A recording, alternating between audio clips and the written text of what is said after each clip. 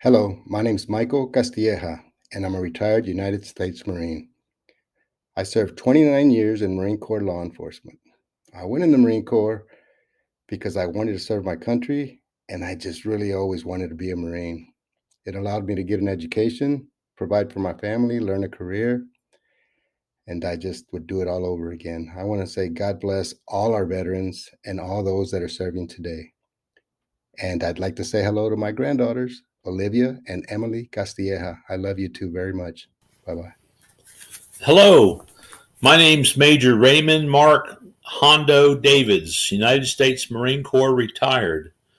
And I want to say hi to Miss Amy Lansman's class, and especially all the fourth graders in her class, and specifically Lily Davids.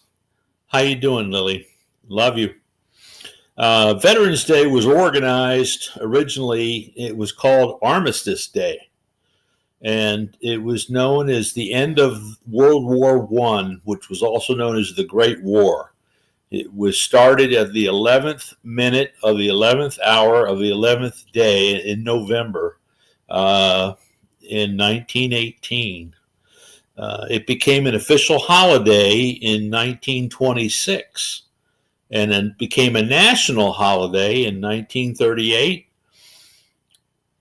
and was changed to Veterans Day in 1954 and became a federal holiday. So there's a day off from the federal government since 1954.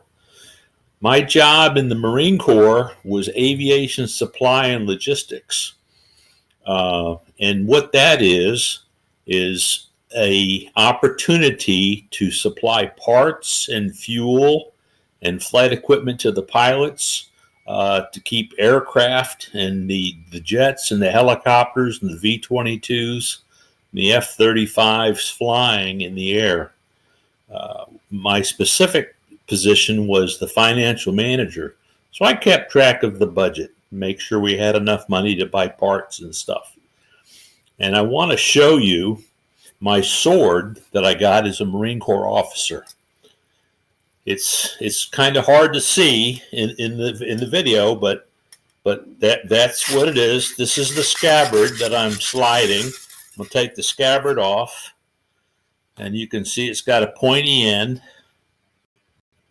However, it's a ceremonial sword, not a fighting sword. So we didn't actually go out and fight with this sword, but it's a ceremonial sword.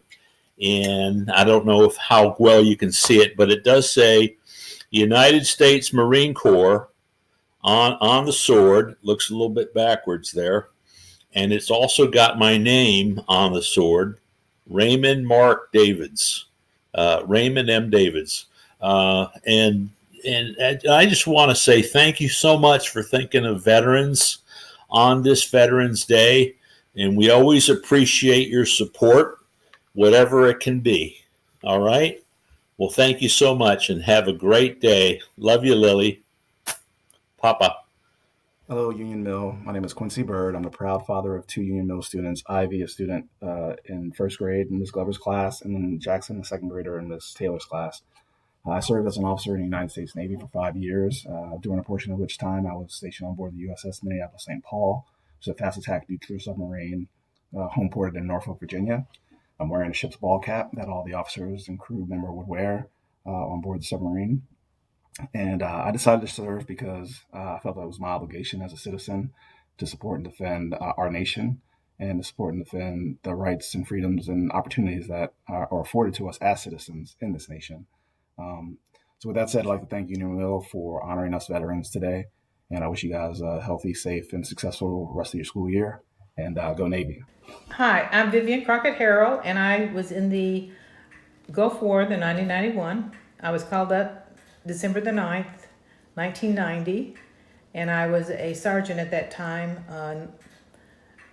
a licensed vocational nurse in the state of Texas, a licensed practical nurse in the state of Alabama. But I was in the medical unit. They attached me to the 15th evac, and that's a helicopter we used once we stabilized our people, our patients, and got them out. We took care of Saudi Arabia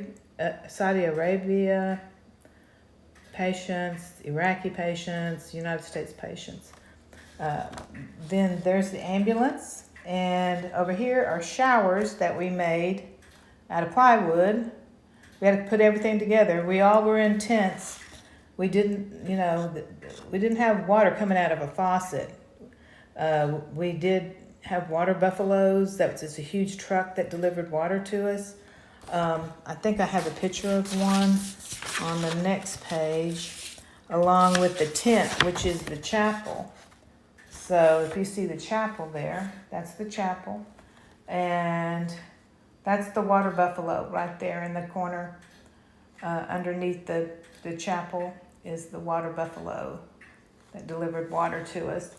And this is where we had the restrooms made of plywood. So everything was kind of not. We did find once we got settled in, you can live without being in a house, but it's truly a luxury that we have. And I've always enjoyed being a nurse and helping people, so I really treasure that part, and I wouldn't trade it for the world. It taught me how to be thankful that I live in the United States, and I'm thankful for all the people that are here. This is a picture of my granddad I wanted to share with you because he was in World War I, and he was an ambulance driver. So that's interesting. This was taken in 1916. So he was in France as an ambulance driver. Hopefully you can see that. He was Army. Everything was Army back then. My dad was in World War II. That was Army. But after World War II, they changed it to the Air Force. And he stayed in the Air Force. He made it a career. He was an officer. He flew helicopters. He flew the B-24 bomber in World War II. That's his hat. And I have a picture of his crew. Hello, I'm Samuel Mclean. I'm Ariana's GPA, Ariana Lockhart. Ariana is in Miss Snyder's 3rd grade class. Hi, Ariana. I served in the United States Air Force as an information technology program manager. My favorite job was at U.S. Space Command, and my most favorite place that I lived was Alaska. Serving in the United States Air Force gave me the opportunity to defend our nation and to achieve significant academic successes. I hope you enjoy learning about veterans who supported our nation. Take care. Hello, my name is Bill Morgan, and I'm the grandfather of two children at Union Mill. Ellie Jones is in kindergarten in Ms. Vickers' class, and the older one, Maggie Jones, is a 6th grade student in Mrs. Kaltoff's class. As I said, I'm their grandfather. I actually am a Marine Corps veteran. I joined when I got out of college in 1969 and served from 1969 to 1979 in the Marine Corps. Here's a picture of me way back when, right after I was commissioned in 1969. I looked a lot better then than I do now. One of the questions I wanted to mention was, or I was asked, was what inspired me to join. And part of that was, in fact, the large part was that my parents inspired me and often talked about their own service. I'll show you a picture of my mom and dad. Both my mom and dad were in the U.S. Navy in World War II. My mother was a lieutenant and she was a Navy nurse. My dad was a chief petty officer and was originally what was called a corpsman or a medic. And he served in the Pacific in World War II. My own time when I was an air controller, which was a really fun job. And I did that in Japan and in the United States and in Vietnam aboard 2 ships. I think I've tried to pass on that idea of service to my own children successfully, and I'll show you a picture. This is my oldest daughter, Nicole, mother of Ellie and Maggie, and her husband, a Marine Corps major who's been in over 10 years and is a career officer in the U.S. Marine Corps. My son, David Morgan, the middle child, served in the Army infantry in Afghanistan and in Iraq for 5.5 years. And he's now out of the Army, of course, and runs his own business.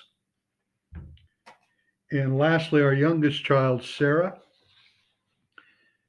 she joined the Army about the time her brother was getting out.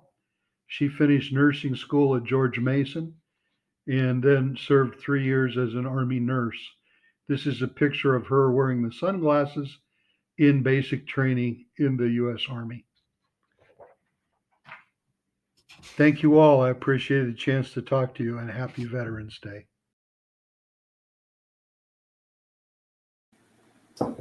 Good morning, UMES students. My name is Kristie Jennette, and I am UMES Jennett's mom. I joined the Air Force when I was 18. I had just graduated high school, and I spent 8 years in the Air Force. The reason why I decided to join is because I've always had a strong desire to help people and to try and make this world a better place. When I picked my job, I had no idea what I was picking. My job was called emergency management, and it turned out that I lucked out with a job where I actually get to help people. So in the military, emergency management helps with plane crashes and natural disasters. We help people prepare for these types of incidents, and we help them recover afterwards and pick up all the pieces. I now work for FEMA, the Federal Emergency Management Agency, and I get to do the same type of work where we help people prepare for disasters and we help people recover from them after the fact. Right here, I have an American flag that was flown over Iraq while I was deployed in 2007 through 2008. I keep it right here in my office on this shelf that's right behind me. And the reason why I keep it in here is to remind me of all the wonderful experiences and things that I've learned in the military. One of the things that I want to share with you today about what I learned in the military is that you can do anything that you set your mind to, even the hard things, especially the hard things, as long as you have perseverance and you keep pushing, you can do it. Just set your mind to it. Each and every one of you is so smart and you're so important, and I can't wait to see what you guys do in the future. Bye!